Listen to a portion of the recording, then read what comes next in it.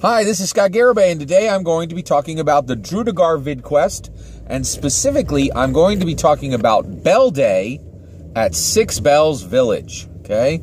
And also Silence Day. So let's talk about that. Okay, so Bell Day and Silence Days are what happen at Six Bells currently, all right? So I previously talked about the history of Six Bells, and today I'm going to talk about the practices, the current practices of Six Bells. So Six Bells has a community of people who live in it. It's a village, between 800 and 1,400 people, okay?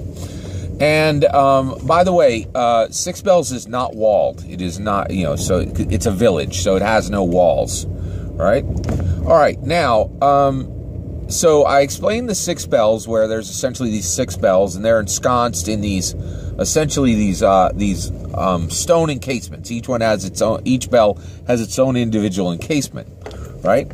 Well, each day is either a silence day or a bell day, and they alternate. Okay, so if one day is a bell day, I'm going to explain what a bell day is. And then the next day will be a silence day, and then that'll be followed by a bell day, and that'll be followed by a silence day. And this is a very, very serious tradition. It's actually the most serious tradition of the Six Bells village. And everyone who lives in the village participates in these traditions, okay? And actually, yeah, so everyone does, okay? There are some people who get, who start to say, oh, I'm, kind of tired of all the traditions, and they might, rebel against it for a little bit. But the reality is, Six Bells is actually a pretty well-to-do village, and anybody who really says, hey, I really don't like these traditions, the rest of the village is like, okay, well, there's a few more villages down the road, buddy. You should get moving, right? So the community itself really protects and moves these traditions forward. So the bell days are very specific, okay? And what they are is at 5 p.m., a group of 12 people selected within the city, and it's a different group each time, all right? And so people, what they do is they get together in groups of 12, 2 for each bell, and they essentially learn songs that they can play with the bells, right? And all the time, it's almost always a new song. Sometimes they'll return and do, favorites, but usually, there's literally hundreds of songs that have been written with the bells and that have been played in Six Bells, okay? So at 5 p.m. on a bell day, the group of 12 people will come out and they'll start ringing the bells. And when they ring the bells, everyone in the village will come out, okay? And they'll come to the site of the bells. And what they do at that point is they offer out of their bounty to one another, okay? And what that means is that they, if they have a lot of any one thing, they'll bring it out, okay? So that might be an excess of coin. That might be an excess of loaves of bread. That might be an excess of textiles. It could be an excess of anything they have, right? Now, one thing is, each villager, if they don't have any excess, right, then what they would give is they would give an excess of a smile, or an excess of a hug, or even excess of kind words. But the reason the villagers do this is there's 2 very specific reasons.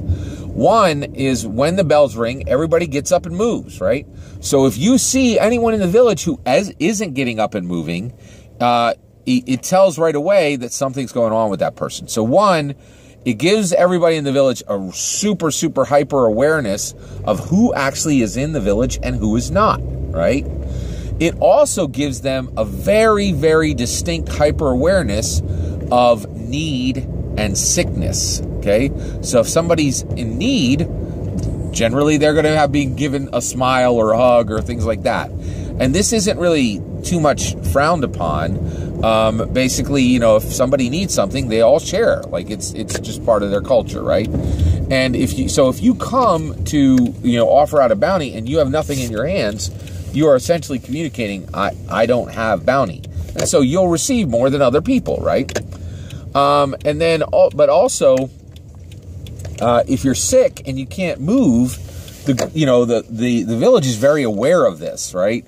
So they right away they know if somebody's new, right away they know if somebody's sick, And right away, they know if somebody needs something, right? And so this is actually, it's never stated this way, but it's a little bit a part of their security, right? And so that is, you know, essentially, that is the bell day, okay? Now, what are the silence days? Silence days are the next day. And so at 5 p.m., all those who remember will actually stand, and they'll just have a moment of silence. It's usually only 2 or 3 minutes, and what they're doing is they're remembering all of the people of their own distinct race, when the 6 races, when the tieflings, when the humans, when the halflings, when the half-elves, when the half-orcs, and the gnomes, when they lived separately in separate villages, when that orc warlord swept through and killed 98% of the people in those villages. And so on the silence days, they just take a moment of silence, and they do that. And so this is a very, very strong tradition in Six Bells. They always do it, and it's important to them. And it really shapes the way their culture is. So that is Bell Day and Silence Day in Six Bells. Thank you.